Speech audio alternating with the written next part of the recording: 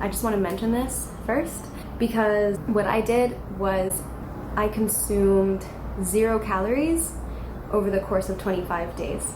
So I went on a full water fast where I consumed nothing but water for 25 days. Okay, so the first thing that I wanted to talk about, something that I should have talked about a little sooner, but I never got around to it. I'm merely sharing my own experience, and I want to also disclaim that anything that I did will be different and can't be applied.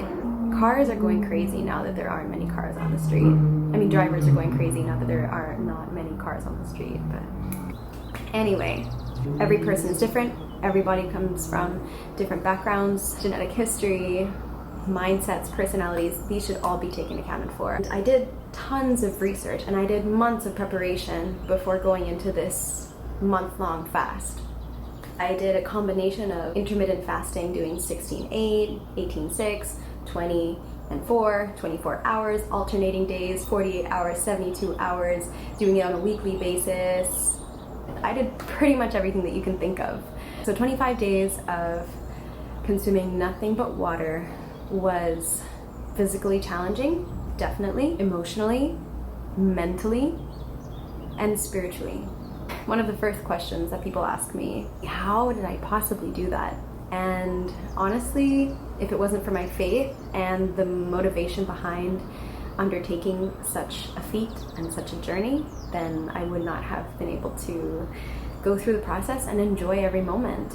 The motivation was for healing on different levels: physical, mental, emotional, and spiritual, to have a deeper rooted faith, deeper connection with God, and for my mental clarity, my physical healing on a cellular level.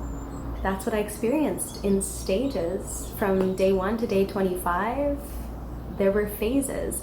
From the first week, when I, on a physical level, started to undergo ketosis, and I actually felt myself hit that wall of when my body's glycogen stores had completely depleted, and I had moved into a phase of my body burning fat as energy, stored fat as energy. So that was kind of phase 1. It took about 6 days for that to kick in. From the first 6 days that I still had energy, I was still going out of my house. I had a performance at some cafe. I was listening to Marie Kondo's audiobook. I was decluttering exactly that, my physical material possessions. So again, this was a cleanse on many different levels, my being and my environment and the things around me. So that was kind of phase 1, first 7 days.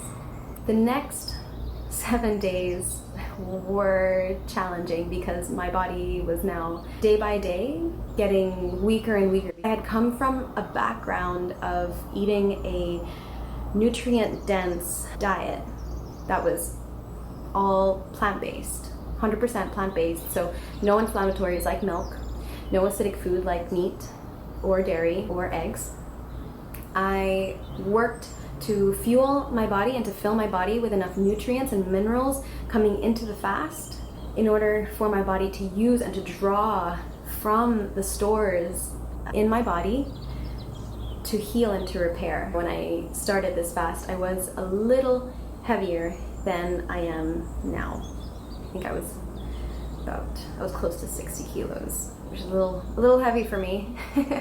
But I had enough stores to last me that long. And so every day I woke up, I took these photos, front views, side views, to monitor aesthetically. I have them all on file, and I went through them the other day and they're pretty shocking.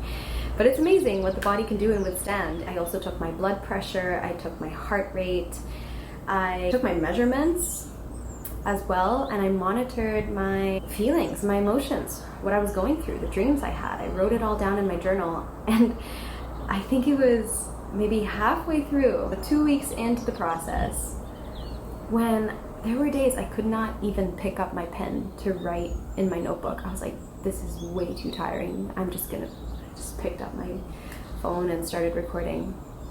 What else did I do every day? I did not do any physical activity. The most energy that I expended, and I lived in a townhouse, so I also lived on the top floor, so that was like fourth level but maybe, 8 steps per level, something like that, 8 to 10. I would come downstairs and I would climb up stairs. And I did that once a day. I went downstairs to watch the sunrise and to get some morning sun, vitamin D, very important. I'd usually set up a towel on the floor outside on the veranda, read my Bible, have my journal, meditate, take in the nature, the beautiful nature.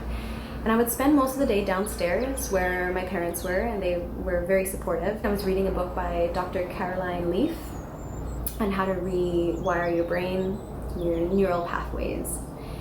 And I listened to a lot of ebooks, and I continued to read about fasting and my experience, what was going on. And then when it was time for bed, I would climb upstairs, which over the days, I got slower and slower climbing those stairs, like step by step. From the beginning, I'd be like running, I had a skip in my step. And then maybe over a weekend, it was like 1 step, 2 step, next floor, second floor, my floor.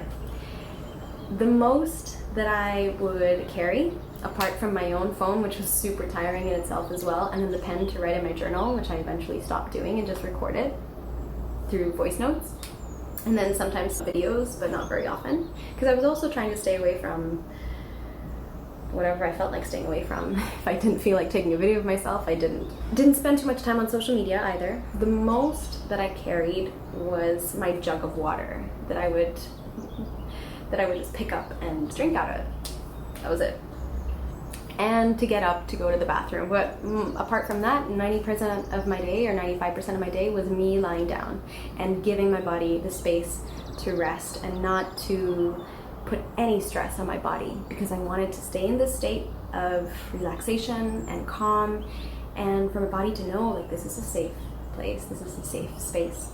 When I arrived at my 25 days, my physical body could have kept going. I'm pretty sure I could have gone for 30 days, like, keep going, the 30 days of fasting on nothing but water. But it was the social aspect that I was missing. I wanted to get back into the world, and that's something that we'll talk about in another episode of this health series on fasting. So that's just what I'm going to mention about my 25 days. I will go into more detail. There's so much that we can talk about on this. If you have any questions, I would love to hear from you. Please like, subscribe, comment below. I will be adding some links on the bottom and references. I would love to connect with you, love to hear from you. And if you have fasting experiences that you like to share too, let me know. If you've also fasted for over 20 days on water, I'd love to connect with you. Thank you again. If you've made it this far, thank you so much. I hope that you learned something new, and I will see you next time.